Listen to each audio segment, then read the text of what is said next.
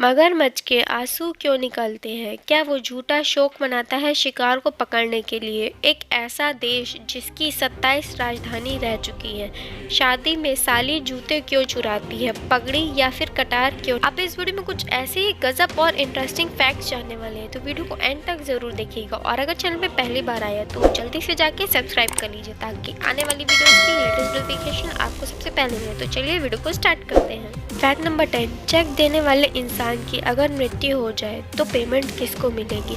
सबसे पहले हम ये जानते हैं कि जो बैंक होता है और जिसका अकाउंट होता है, उस दोनों के बीच में सिर्फ तभी तक की रिलेशनशिप होती है जब तक कि पर्सन अलाइव होता है। उसके बाद अगर बैंक को ये पता चल जाता है कि जिसने इस चेक पे साइन की है उसकी डेथ हो गई है, उनको ये प्रायर नोटिस मिल जाती है, तो वो चेक की पेमेंट किसी को भी नहीं मिलती है। अगर ये नोटिस नहीं मिली होती है बैंक को कि जिसने ये चेक पे साइन किया उसकी डेथ नहीं हुई है, तो वो पेमेंट मिल जाती है। और उसके बाद उनको पता चलता है कि जिसने उस चेक पे साइन किया था उसकी डेथ हो गई है, तो उसके बाद बैंक कुछ भी नहीं कर सकती है। फैक्ट नंबर 9, अमर जीवों में ऐसा क्या होता है जिससे उनकी मृत्यु नहीं होती है? दुनिया में कुछ ऐसे जीव मौजूद है जिनमें एसेक्सुअल रिप्रोडक्शन की कैपेबिलिटी होती है। एसेक्सुअल रिप्रोडक्शन यानी कि उसमें कोई भी पेरेंट्स की ज़रूरत नहीं होगी चाइल्ड को बर्थ देने के लिए। इसमें जो होता है, जो पेरेंट बॉडी होती है वो खुद में ही 2 इक्वल पार्ट्स में डिवाइड हो जाती है और वो एकदम सिमिलर ऑर्गेनिज्म तैयार हो जाते हैं, बिल्कुल पेरेंट की तरह। और इस प्रोसेस को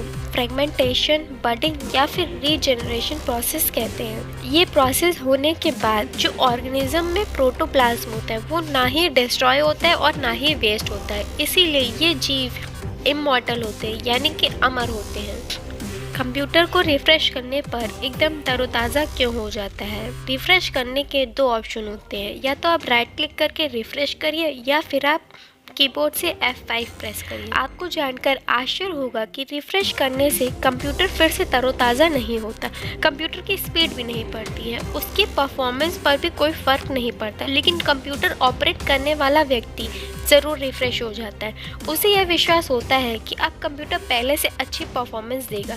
एक्चुअल में कंप्यूटर ऑपरेट करने वाला व्यक्ति का माइंडसेट चेंज हो जाता है और उसे अच्छा फील होता है। और कंप्यूटर को रिफ्रेश करने का ये भी फ़ायदा होता है कि जो भी आपने फाइल्स या फोल्डर या सॉफ्टवेयर इंस्टॉल किया होगा या डाउनलोड किया होगा वो आपके डॉक्यूमेंट या डेस्कटॉप पे दिखने लगता है। फैक्ट नंबर 7, हर रात चंद्रमा अपना आकार क्यों बदलता है? क्या चंद्रमा पर खड़े होकर अगर हम पृथ्वी को देखेंगे तो उसका आकार बदलेगा? सूर्य का आकार कभी नहीं बदलता, लेकिन चंद्रमा का आकार हर रात बदलता है। ऐसा इसलिए होता है क्योंकि पृथ्वी सूर्य की परिक्रमा लगा रहा होता है, बल्कि चंद्रमा नहीं, चंद्रमा पृथ्वी की परिक्रमा लगा रहा होता है। यदि आप चंद्रमा पर खड़े होकर देखेंगे तो पृथ्वी का आकार कभी नहीं बदलेगा। अब खैर, अब आपके मन में ये सवाल आ रहा होगा कि आखिरकार चंद्रमा का रोज शेप क्यों चेंज होता है? अगर आपने हर रात नोटिस किया होगा, अगर आप नोटिस कर रहे हैं तो मुझे कमेंट सेक्शन में ज़रूर बताइए। ऐसा इसलिए, जैसा कि हम सभी जानते हैं कि जो मून है वो नेचुरल सैटेलाइट होता है, उसके पास खुद की कोई भी एनर्जी या लाइट नहीं होती। जो सन की एनर्जी होती है वो चंद्रमा से परिवर्तित होकर पृथ्वी तक आती है, इसलिए हमें चंद्रमा के दर्शन हो पाते हैं। क्योंकि चंद्रमा नियमित रूप से पृथ्वी के चारों ओर घूम रहा होता है, इसलिए प्रकाश का परिवर्तन बदलता रहता है, इसलिए उसकी शेप चेंज होती रहती है। दोस्तों, फैक्ट आपको कैसा लगा मुझे कमेंट सेक्शन में ज़रूर बताइएगा। फैक्ट नंबर 6,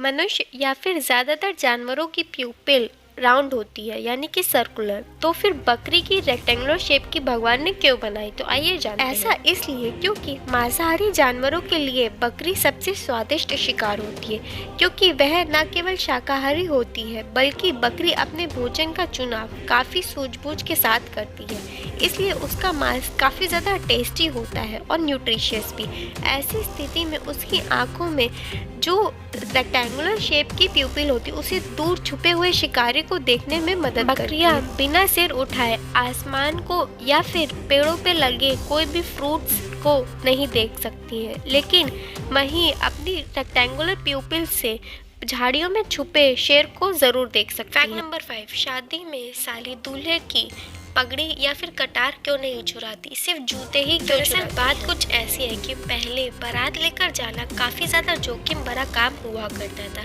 इसलिए आत्मरक्षा के लिए दूल्हे को तलवार दी जाती थी। घोड़ी पर दूल्हा और शेष बाराती पैदल यात्रा करते थे।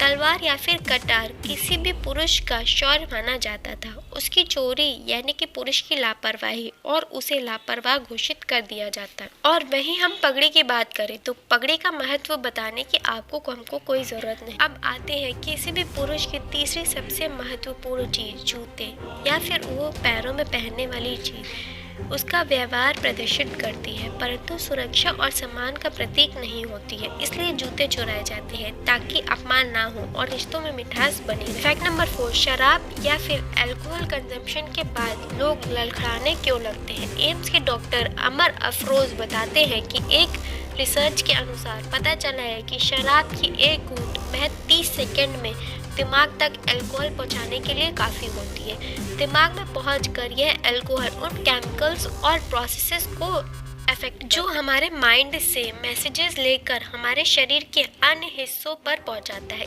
यही कारण है कि दिमाग के काम करने की प्रक्रिया धीमी पड़ जाती है और इससे इंसान के शरीर का बैलेंस बिगड़ने लगता है। वह ठीक प्रकार से खड़ा नहीं हो पाता है और चल भी नहीं पाता है क्योंकि शरीर बार बार उसके दिमाग से डिस्कनेक्ट होता रहता है। दोपहर के खाने के बाद यानी कि लंच के बाद हमें सोने के लिए क्यों कहा जाता है और रात के खाने के बाद हमें टहलने के लिए क्यों कहा जाता है। हमारी बॉडी में जितनी भी बायोलॉजिकल प्रोसेसेस होते हैं उसके लिए ऑक्सीजन की ज़रूरत होती है और सबसे ज़्यादा हमारे ब्रेन को होती है, उसमें से 90% ऑक्सीजन।